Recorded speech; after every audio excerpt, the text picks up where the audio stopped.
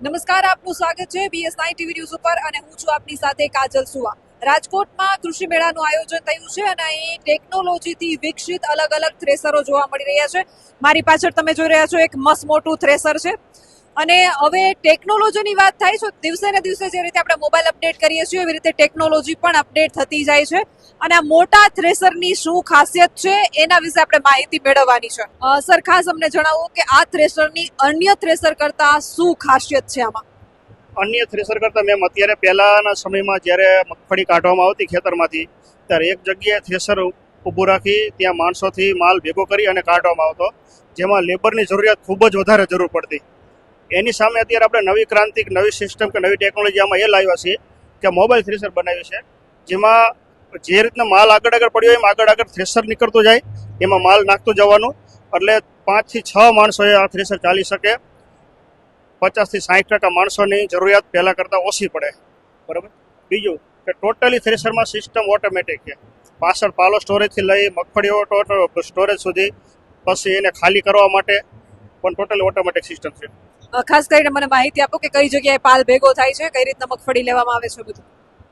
અહીંયા આપ જોઈ શકો છો જે પાછળનો ભાગ દેખાય છે, અહીંથી ફ્રેમ ચોરસ લગાવેલી છે, તેમાં મગફળીનો પાલો ભેગો થાય, જે સ્ટોરેજ થાય, જેની કેપેસિટી 40 મણ સુધીની હોઈ શકે. બરાબર.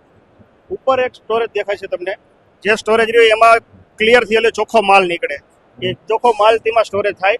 નીચે અલગથી એક બોક્સ આપેલું છે, એમાં વેસ્ટેજ, મતલબ ખેડૂત માટે કામનું કાંઈ ન હોય પણ કોઈ જેણે ફોરી મગફળીનો દાણો કે ખરાબ માલ હોય તો એ પણ ખેતરમાં નથી વેરાઈ જતો, એ પણ એક જગ્યાએ વ્યવસ્થિત જગ્યાએ સ્ટોરેજ થઈ શકે એવી સિસ્ટમ આપેલી છે. અને મગફળી કે કોઈ પણ વસ્તુ હોય તો એ કેટલું સ્ટોરેજ થાય? મગફળીની સ્ટોરેજની કેપેસિટી છે 50 મણની, 45 થી 50 મણ મગફળી આરામથી સમાઈ શકે તેમ.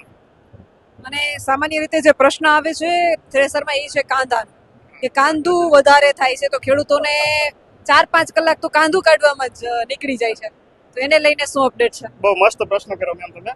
કાંદા માટે આપણું મશીન સ્પેશિયલ વખણાય છે એના માટે, કારણ કે આપણે કાંદાની ઓટોમેટિક સિસ્ટમ કરેલી છે. જેટલો માલ નાખતા જાવ એનું જે કંઈ કાંદું નીકળે ઓટોમેટિક રિવર્સમાં વરાઈ જાય. અને કાંદું કાઢવું જ નથી પડતું, એકલું જ પાછું કાઢવું પડે. આજે 10 વીઘા કાઢો, 5 વીઘા કાઢો કે 50 વીઘાની મગફળી કાઢો, જેવું મશીન ખેતરમાં બહાર નીકળ્યું એટલે કાંદા બાબતે કે વેસ્ટેજ બાબતે કાંઈ પણ ના વધે છે. એટલે ખેડૂતને સીધી ચોખ્ખી મગફળી જ હાથમાં મળે એવી સિસ્ટમ આપણે ગોઠવેલી છે. અને માત્ર મગફળી માટે જ છે કે અન્ય કોઈ પાક પણ? મગફળી પ્લસ કઠોળ પાક ટોટલી, અડદ, મગ, સોયાબીન, તુવેર, ચણા, આ બધા કઠોળ પાકમાં આવતા કેટેગરીના ટોટલ પાક, મતલબ ટોટલ 10 જેવા પ્રકારના પાક અલગ અલગ કાઢી શકાય છે. સામાન્ય રીતે હું ખેડૂત પરિવારમાંથી આવું છું અને ખેતી જોયેલી છે, એટલે મને ખ્યાલ છે કે જ્યારે કોઈ થ્રેસરને બોલાવવામાં આવે ત્યારે બધા થ્રેસરવાળાનો એક સામાન્ય પ્રશ્ન હોય છે કે અમારે ચણાની જાળી ચડાવેલી છે એટલે અમે ચણા જ કાઢીએ છીએ આ સિઝનમાં. બીજા કોઈ થ્રેસરવાળા હોય તો એમનો પ્રશ્ન હોય કે અમારે રાયડાની જારી છે, અમારે જીરાની જારી છે. તો એ જારી બદલાવવા માટે થ્રેસરવાળાનો પ્રશ્ન હોય કે બહુ જાજો સમય લાગતો હોય છે, તો જારી બદલાવવાની એ સિસ્ટમ શું છે આમાં? જારી બદલાવવા માટે મેમ અહીંયા ઉપર ખાલી ફક્ત 4 બોલ્ટ જ ખોલવાના આવે. એક માણસ હોય એટલે 10 મિનિટમાં મશીનમાં ટોટલી જારીનો સેટ ચેન્જ કરી બદલી અને મશીન ચાલુ કરી શકાય, એટલી આસાન સિસ્ટમ ગોઠવેલી છે. પહેલાના સમયમાં મેં સાંભળ્યું ત્યાં સુધી થ્રેશરવાળાને જ્યારે બોલાવતા તો એક દિવસ તો ખાલી જારી બદલાવવામાં જ નીકળી જતો. એમાં એમ લોકોને પહેલાની સિસ્ટમ થોડીક ટફ હતી. એનું ફિટિંગ એ રીતનું હતું કે આગળના પાર્ટ ખોલો પછી જ પાછળનો પાર્ટ નીકળી શકે.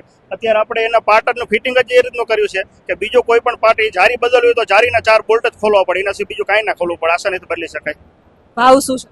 ભાવ અત્યારે આપણે જે કૃષિ મેળામાં જે પ્રદર્શન માટે મશીન મૂકેલું છે એ ટોપ મોડેલ છે, એના 8,90,000 રૂપિયા છે. પ્લસ આમાં ઘણી બધી ઓપ્શનલ સિસ્ટમ છે, એ ખેડૂત એમને અનુકૂળ હોય તો લઈ શકે. બધા એરિયામાં અલગ અલગ સિસ્ટમ આવતી હોય. માની લો આમાં ડબલ ટાયર છે, ઉપર 2 સાઈડ લોડવીલ છે, આગળ પંખી છે, તો આ બધું ઇન્ક્લુડ થતા 8,90,000 ટોપ મોડેલના છે. પછી આમાં ખેડૂત એ ના જોઈતું હોય તો એના કિંમત એમને બાદ કરી દઈએ છીએ. કૃષિ મેળામાં ટોપ મોડેલ રાખ્યું છે, કૃષિ મેળામાંથી ખરીદવામાં ખેડૂતોને કોઈ ફાયદો ખરો? કૃષિ મેડમ જો કાલ પહેલા દિવસે મારા ટોટલી શિયાળુ સિઝનના તો બાના બધા પેક થઈ ગયા છે નવા મશીનની જગ્યાએ. હવે ખેડૂત ઉનાળુ સિઝન કે ચોમાસું સિઝન ખરીદવા માટે અત્યારે 2 દિવસ કોઈ ટોકન દેવા માંગે તો હું 20,000 રૂપિયા એમને ડિસ્કાઉન્ટ આપું. 20,000 રૂપિયા ડિસ્કાઉન્ટ આપવાના છે. એક અગત્યનો પ્રશ્ન આખરે મારે એ પૂછવો છે કે માનો કે 10 વીઘાનું કોઈ વાવેતર છે તો 10 વીઘાની મગફળી કાઢવા માટે આ થ્રેસર કેટલો સમય લે છે? 10 વીઘાની મગફળી એમ જો એકદમ ક્લીન માલ હોય, પૂરતા માણસો માલ નાખવા માટે હોય તો 2.5 થી 3 કલાકમાં 10 વીઘાની મગફળી કાઢીને થ્રેસર કમ્પ્લીટ બહાર નીકળી જાય. મતલબ 1 કલાકે એકડ ઉપરની એવરેજ આવે આપણા મશીનનો. મિનિમમ એકડ તો ગણતરી કરીને ચાલવાનું છે. જ્યારે કમોસમી વરસાદ થતો હોય ત્યારે આપણે જાણીએ છીએ કે જે જૂના થ્રેસર છે, હલર જે આપણે કહીએ છીએ, એ ખૂબ વાર લગાડતા હોય. આશરે 10 વીઘાની મગફળી કાઢવા માટે ઓછામાં ઓછા 2 થી 2.5 દિવસ લાગતા હોય છે.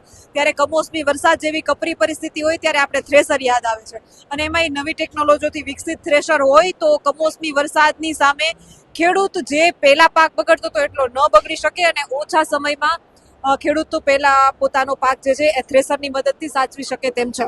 તો કોઈ નવા ખેડૂત મિત્રો, કોઈ જે થ્રેસર વસાવતા હોય એવા ખેડૂતો હોય, એમને જો થ્રેસર લેવું હોય તો એમના માટે આ સારું ઓપ્શન છે. કેમેરામેન રાજેશ જોશી સાથે હું કાજલ સુવા, BS9 TV ન્યૂઝ, રાજકોટ.